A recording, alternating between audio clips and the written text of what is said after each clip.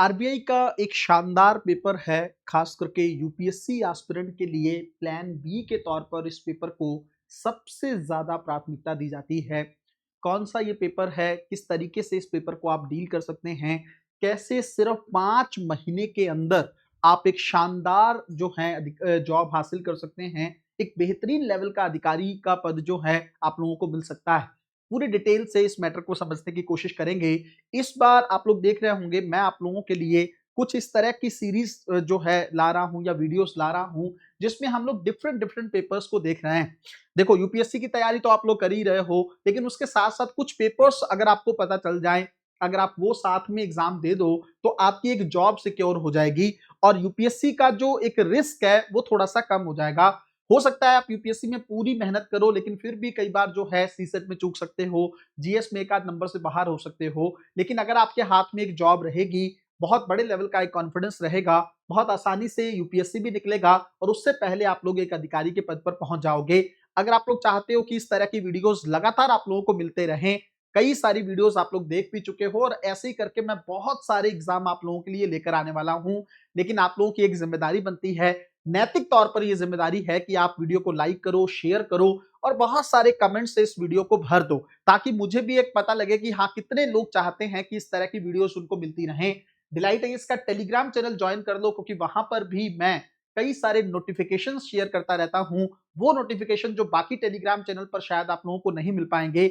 इस बार का मेरा फोकस यही है कि 2027 का प्रीलिम्स आने से पहले पहले, यूपीएससी को तो हम लोग बहुत अच्छे तरीके से कर ही रहे हैं, लेकिन उससे पहले पहले एक जॉब आप लोगों के हाथ में होनी चाहिए। वो जॉब तब आपके हाथ में होगी जब आपको पेपर्स के बारे में बहुत अच्छे तरीके से पता होगा कि यूपीएससी एस्पिरेंट होने के साथ साथ आप और कौन से एग्जाम जो हैं वो दे सकते हैं। अब जल्दी से इस एग्जाम के बारे में, इस पोजीशन के बारे में देखते हैं।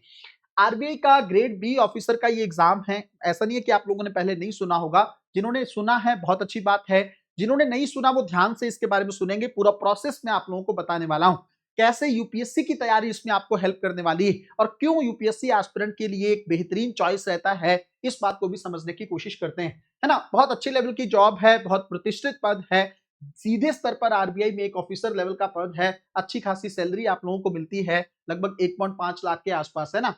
उसके अलावा एलिजिबिलिटी क्राइटेरिया क्या है, 21 से 30 साल के बीच में आप दे सकते हैं और कैटेगरी के अकॉर्डिंग आपको एज में छूट भी मिलती है, जैसे 3 साल ओबीसी के लिए है, इस तरह से आप लोग देख लीजिएगा, है ना। तो 30 साल का नॉर्मल है जनरल के लिए और बाकी लोगों को उसके अकॉर्डिंग छूट मिल जाएगी कैटेगरी के पॉइंट ऑफ व्यू से। एजुकेशनल क्वालिफिकेशन क्या है, इसको लेकर कई लोगों को क्लैरिटी नहीं होती है। या तो आपकी बैचलर डिग्री हो 60% मार्क्स, है ना, और 50% एससी के लिए, एसटी के लिए, है ना, या थोड़ा डिसेबल कैटेगरी के लोगों के लिए है। लेकिन बाकियों के लिए 60% आपके जो हैं बैचलर डिग्री में होने चाहिए। अदरवाइज आपके मास्टर डिग्री में 55% मार्क्स हो। दोनों में से कोई भी एलिजिबिलिटी अगर आप फुलफिल करते हैं तो आप इस एग्जाम को दे सकते हैं। अब ये 3 लेवल पर ये एग्जाम होता है ना। पहले फेज को देखते हैं। ये जो फेज है कंप्लीटली ऑब्जेक्टिव टाइप का पेपर होता है। इसमें 200 अंकों का एक पेपर होता है, जिसमें 120 मिनट मिलते हैं। इसका मतलब 2 घंटे में आपको 200 क्वेश्चन को डील करना है। थोड़ा डिफिकल्ट तो है, लेकिन क्या है ना, थोड़ा सा एफर्ट कर लोगे तो एक अच्छी जॉब आपके हाथ में आ जाएगी, तब टेंशन खत्म हो जाएगी जीवन की हमेशा के लिए। और मुझे लगता है सबसे बेहतरीन एग्जाम इसलिए माना जाता है इसको, क्योंकि 5 ही महीने में सारा प्रोसेस आपका खत्म हो जाता है ना। बाकी एग्जाम्स के लिए एक एक साल आपको वेट करना पड़ता है। स्टेट के कई एग्जाम है जिसमें आपको 5-5 साल, 3-3 साल तक का वेट करना पड़ता है ज्वाइनिंग के लिए। लेकिन ये पेपर बहुत अच्छा है, हर साल इसकी वैकेंसीज आती है, हर साल पेपर होता है और बहुत अच्छे तरीके से आप इसको डील कर सकते हो। ये जो पेपर होता है पहला फेज, इसमें कौन कौन से सब्जेक्ट होते हैं, जनरल अवेयरनेस, वही यूपीएससी के लिए जो आप तैयार करते हैं, इसमें 80 नंबर का पेपर आता है। अब यहां से देख लो, जो ऑलरेडी आप पढ़ रहे हो उसी के बेस पर आप इस पेपर को डील कर सकते हो। दूसरा, अंग्रेजी भाषा 30 नंबर है, कोई दिक्कत नहीं है, सीएपीएफ में अंग्रेजी की हेल्प होती है और मुझे लगता है यूपीएससी के क्वालिफाइंग पेपर के लिए भी आपको अंग्रेजी तैयार करनी, तो उसके पॉइंट ऑफ व्यू से यहाँ पे वो भी आपको हेल्पफुल रहेगा। थोड़ा क्वांटिटेटिव एप्टीट्यूड के सवाल हैं, जैसे 30 अंक हैं, रीजनिंग 60। अब देखो, यूपीएससी की तैयारी करने वाले बच्चे कहते हैं ना कि मैथ नहीं आता है सर, लेकिन रीजनिंग आती है, तो यहाँ पे रीजनिंग देखोगे 60 मार्क्स की। तो पहला स्टेज तो मुझे लगता है कंप्लीटली आपके फेवरेबल है, कोई दिक्कत है ही नहीं इस पेपर को। लेकिन ये क्वालिफाइंग पेपर है, तो इसको क्वालिफाई करने के बाद आपको फेज सेकंड के लिए आप एलिजिबल हो जाओगे। सेकंड अगर जो पेपर है वो ऑब्जेक्टिव है, डिस्क्रिप्टिव है। अब ये जो डिस्क्रिप्टिव पेपर है, ये आपको हाथ से लिख के नहीं देना है, ये टाइप करके देना है। तो आजकल तो हर किसी की स्पीड होती है, और नहीं है तो थोड़ा सा एफर्ट करके, है ना, आप लोग इसको डील कर सकते हो। इसमें 3 पेपर होते हैं। पहला, आर्थिक और सामाजिक मुद्दे ऑलरेडी यूपीएससी के अंदर हम लोग पढ़ते हैं, कोई प्रॉब्लम नहीं है, तो ये तो सेम सिलेबस हो गया। 50% ये ऑब्जेक्टिव होगा और 50% डिस्क्रिप्टिव होगा, बहुत आसान होता है, कोई खास दिक्कत इसमें है नहीं। दूसरा, अंग्रेजी का थोड़ा स्किल है, 100% डिस्क्रिप्टिव है, इसमें कंप्यूटर पर टाइप करना होता है, वही सब चीजें हैं, है ना, जैसे प्रेसी राइटिंग वगैरह आप लोगों को करना है। तो इंग्लिश का थोड़ा सा है, लेकिन आप तैयारी कर सकते हो, थोड़ा सा एफर्ट करने की जरूरत है और कुछ और इंग्लिश तो आपको हर जगह ही हेल्प करेगी, है ना। कल को सीसेट के पेपर को डील करना है तो भी अंग्रेजी अगर थोड़ा सा आएगा, अच्छे तरीके से आप इंग्लिश का वर्जन देख सकते हो पेपर का। उसके अलावा क्वालिफाइंग लेवल का जो पेपर होता है यूपीएससी में इंग्लिश का, और इवन आप अगर सीएपीएफ का एग्जाम तैयार कर रहे हैं तो उसमें तो एक पेपर जो है, जो डिस्क्रिप्टिव पेपर है, उसमें लगभग 120 नंबर का पेपर जो है वो अंग्रेजी का है ना। तो वहां पे भी आपको इस पे ही इसका बेनिफिट हो जाएगा। तीसरा पेपर ये थोड़ा सा आपके लिए हेक्टिक हो सकता है, लेकिन मैं फिर से वही कह रहा हूं, थोड़ी सी मेहनत करके आप चीजों को बेटर कर सकते हो। वित्त और प्रबंधन का ये पेपर होगा, फाइनेंस और मैनेजमेंट का, 50% ऑब्जेक्टिव और 50% डिस्क्रिप्टिव। आपको पता है मैंने आपको सेबी का पेपर बताया था, उसके अंदर भी सेम ये चीज है। ईपीएफओ की तैयारी करते हो, उसमें भी थोड़ा अकाउंट्स का और फाइनेंस का सेगमेंट है, यहाँ पे भी है। तो थोड़ा सा अच्छे तरीके से अगर फाइनेंस और अकाउंटेंसी को प्रिपेयर कर भी लोगे तो क्या बुरा है, एक अच्छे लेवल का स्कोर जो है आपको पोजीशन मिल रहा है, कोई दिक्कत नहीं। कई लोग इसको सिर्फ यूपीएससी के बेस पे जाते हैं और उसको डील करते हैं, मैं कहता हूं थोड़ी सी तैयारी करके जाओ, क्या बुरा है। रोज 1 डेढ़ 2 घंटे अगर देते रहोगे, अगले साल ये पेपर बहुत आसानी से आप लोगों का डील हो जाएगा।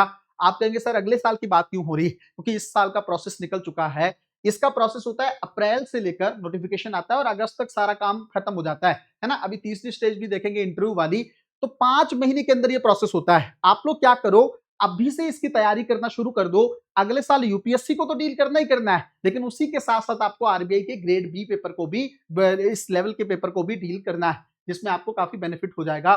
फेज 3 अगर हम लोग देखें, है ना, यहाँ पे इंटरव्यू होगा और ये लगभग 75 मार्क्स का होता है ना। तो मेरिट जो है वो आपकी फेज सेकंड वाला जो था पेपर उसके बेस पर और इंटरव्यू के बेस पर मिलाकर बनती है, और आपको एक बेहतरीन जॉब जो है आरबीआई के अंदर मिल जाएगी। रिजर्व बैंक ऑफ इंडिया नाम सुन के ही बहुत बड़ा जो है प्राउड फील होता है आपके मन में। तो अगर आप चाहते हैं कि आपको भी अगले साल, इवन अगर मान लीजिए कोई बच्चा अभी तैयारी कर रहा है, उसको लगता है कि मेरे को तो अभी समय है ना, स्टार्टिंग जोन में हो, अगले साल उससे अगले साल आप इस पेपर की तैयारी कर सकते हो।